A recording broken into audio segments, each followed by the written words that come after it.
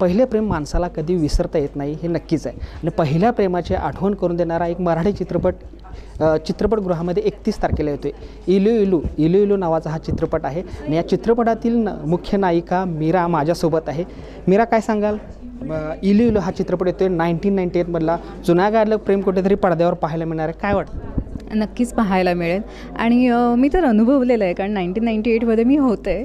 So असं वय नाही सांगायला हवं, पण मी होते एवढंच सांगेन. खूप सुंदर प्रेम व्यक्त करायचे त्यावेळेस. आता कसं सगळीकडे इन्स्टंट झालेलं आहे, मोबाईल आहे, 1 मिनटामध्ये तुम्ही फिलिंग्स तुमच्या शेअर करून टाकता. पण आधीचं प्रेम व्यक्त करायलाच खूप टाईम लागायचा. तोपर्यंत कळायचं की खरंच प्रेम आहे का, की फक्त आवड आहे, नक्की काय आहे.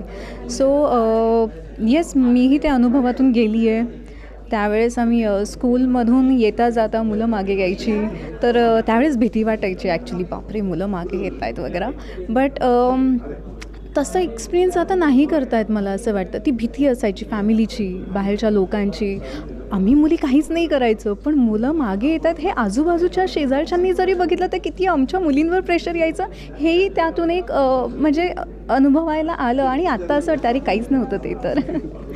येस. चित्रपटात नेमकी भूमिका काय आहे तुमची? एकदम म्हणजे हटके भूमिका दिसते इथं पोस्टरवर पाहायला गेलं तर. पाठीमाग काय करायचं काय नाही. मी श्रीकांतजींची लहानपणीची मैत्रीण, जी अचानक त्यांच्या चाळीमध्ये राहायला येते. आणि त्याच्यानंतर मग जो काही तहलका होतो चाळीमध्ये, इन्सिक्युरिटीज वगैरे बाकीच्या गोष्टी, आणि हा जो माझा अवतार आहे 1998मध्ये पण खूप बायकांना मी असं पाहिलं ज्या बोल्ड होत्या विचारांनी. त्यांचे विचार त्यावेळेस मान्य नव्हते करत लोक, जे आत्ता करायला लागलेले आहेत. तर ती त्या विचारांची बाई आहे यामध्ये. सो असं हे कॅरेक्टर आहे माझं. बिनधास्त मुलगी आहे ही, तिला काही फरक नाही पडत कोण काय बोलेल काय नाही. ती तिचं आयुष्य जगणारी बाई आहे. एलिओरमचा एक महत्त्वाचा रोल दिसतो यामध्ये. तिच्यासोबत काम करताना नेमकं कसं वाटलं? ते ॲक्च्युली त्या फॉरेन ॲक्टर्स होत्या, बॉलिवूडमध्ये काम केले, पण आत्ता मराठीमध्ये पदार्पण कसं जुळवून घेताना नेमकं कसं, सेटवरची काही मजा?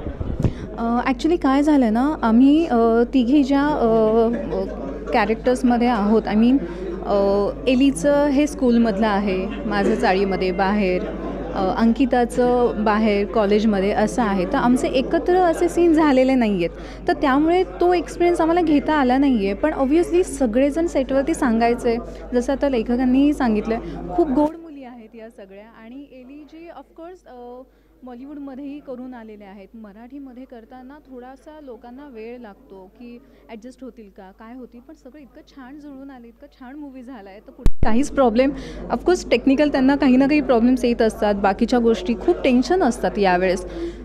पण त्यालाही सामोरं जाऊन हसत पिक्चर कंप्लीट केलेला आहे. आणि ऑफकोर्स आमचे डिरेक्टर प्रोड्युसर जे आहेत अजिंक्य, खूप कमी वयामध्ये त्यांनी ना एवढा मोठा मूवी बनवणं ना, हॅट्स ऑफ आहे त्याच्यासाठी खरंच. कारण आम्हालाही असं वाटायचं बापरे नवीन पहिलाच डिरेक्टर आहे, कसं करेन काय करेन, नावं तर छान छान मोठी घेतो आहे. पण ना पहिल्याच दिवशी कळलं नाही, हा माणूस खूप छान काहीतरी करेन. कॉन्फिडन्स होता त्याच्यामध्ये.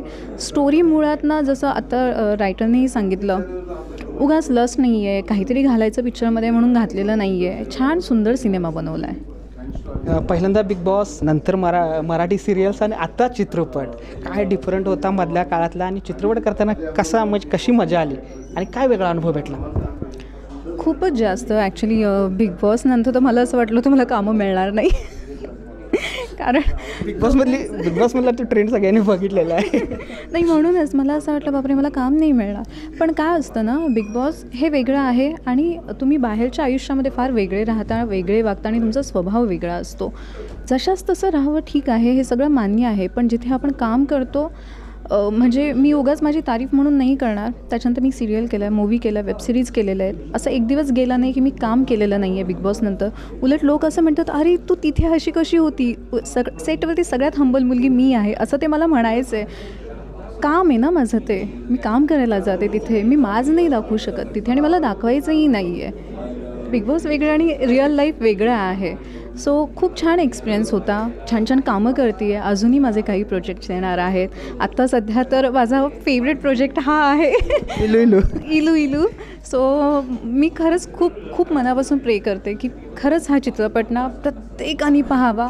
खूप मेहनत केली आहे म्हणूनसुद्धा. आणि एक जे सगळेजण म्हणतात, मला खरंच हे बोलायला आवडेल की मराठी लोक ना असं म्हणतात की अरे मराठीचे सब्जेक्ट वेगळे असतात, मराठी जाऊन कोण बघणार, हे करणार ते करणार. आपणच आपल्या पिक्चर्सला नावं ठेवतो, मराठीला नावं ठेवतो. तुम्हाला छान वेगळं आम्ही देतो आहे, मग तुम्ही जाऊन बघायचे कष्ट तरी घ्या. मी एवढंच म्हणेल, कारण तुम्ही बघणार नाही, घरामध्ये बसून तुम्ही न्यूजवरती बघून म्हणा हे काय, असं नका करू. मराठी आत्ता ना इंडस्ट्री पुढे चालली आहे, चांगल्या चांगल्या स्टोरीज घेऊन येत आहेत आणि त्यासाठी आपल्या मराठी लोकांनीच त्यांना सपोर्ट करायला हवं.